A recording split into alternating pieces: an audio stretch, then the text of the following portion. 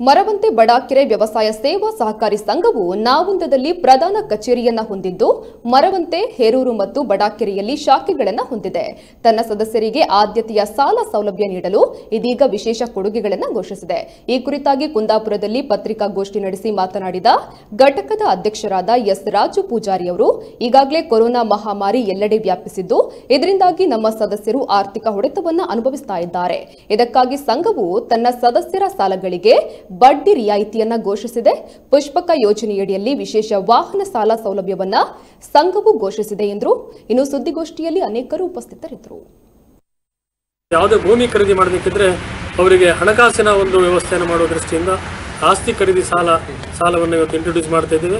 ಈಗಾಗಲೇ ನಾವು ಸ್ಥಿರಾಸ್ತಿ ಅಡವಿನ ಸಾಲವನ್ನು ಕೊಡ್ತಾ ಇದ್ದೇವೆ ಮತ್ತು ಹೊಸದಾಗಿ ಇವತ್ತು ವೇತನಾಧಾರಿತ ಸಾಲ, ಇವತ್ತು ಒಂದು ಮನೆಯ ಕೃಷಿಕರ ಕುಟುಂಬದಲ್ಲಿ ಒಬ್ಬ ಎಂಪ್ಲಾಯ್ ಇರ್ತಾರೆ, ಆದರೆ ಅವರಿಗೆ ತುರ್ತು ಏನೋ ಅವಶ್ಯಕತೆ ಇದ್ದಾಗ ಅವರಿಗೆ ವೇತನಾಧಾರಿತ ಸಾಲವನ್ನು ಸುಮಾರು 1 ಲಕ್ಷ ರೂಪಾಯಿವರೆಗೆ ವೇತನಾಧಾರಿತ ಸಾಲವನ್ನು ಕೊಡುವಂಥ ಯೋಜನೆಯನ್ನು ಹಮ್ಮಿಕೊಂಡಿದ್ದೇವೆ.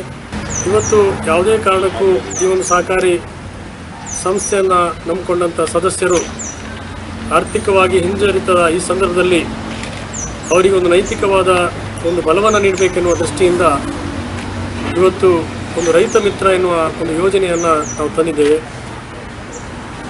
ಇವತ್ತು ಕೊರೋನಾ ಸಂದರ್ಭದಲ್ಲಿ ಅನೇಕ ಜನರಿಗೆ ಇವತ್ತು ಸಾಲವನ್ನು ಮರುಪಾವತಿ ಮಾಡಲಿಕ್ಕಾಗದೆ ಭಾಳ ಕಷ್ಟದಲ್ಲಿರುವಂಥ ಪರಿಸ್ಥಿತಿಯಲ್ಲಿ ಅವರಿಗೊಂದು ವಿಶೇಷವಾದ ಒಂದು ಸೌಲಭ್ಯವನ್ನು ಸಹಾಯವನ್ನು ಒದಗಿಸಬೇಕೆನ್ನುವ ದೃಷ್ಟಿಯಿಂದ ನಮ್ಮ ಎಲ್ಲ ನಿರ್ದೇಶಕರ ಒಂದು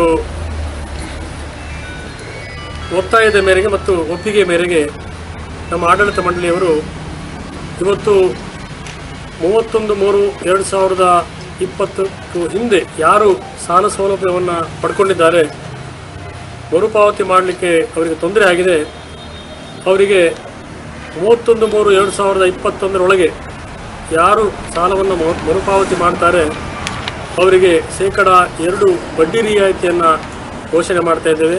ಅದರ ಜೊತೆಯಲ್ಲಿ 3% ದಂಡನೆ ಬಡ್ಡಿ ಆಗುತ್ತೆ. ಆ ದಂಡನೆ ಬಡ್ಡಿಯನ್ನು ಸಹ ನಾವು ಒಂದು ರಿಯಾಯಿತಿ ಮಾಡಿ ಅವರಿಗೆ ಸಾಲವನ್ನು ಮರುಪಾವತಿ ಮಾಡಲಿಕ್ಕೆ ಅವಕಾಶವನ್ನು ಮಾಡಿಕೊಡ್ತಾ ಇದ್ದೀವಿ.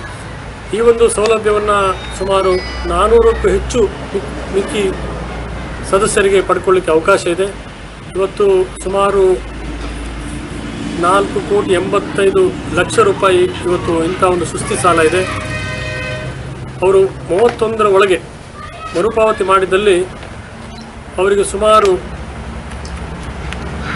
ಒಂದು 65 ಲಕ್ಷ ರೂಪಾಯಿ ನಮ್ಮ ರೈತರಿಗೆ ಲಾಭ ಆಗುವ ಸಾಧ್ಯತೆ ಇದೆ.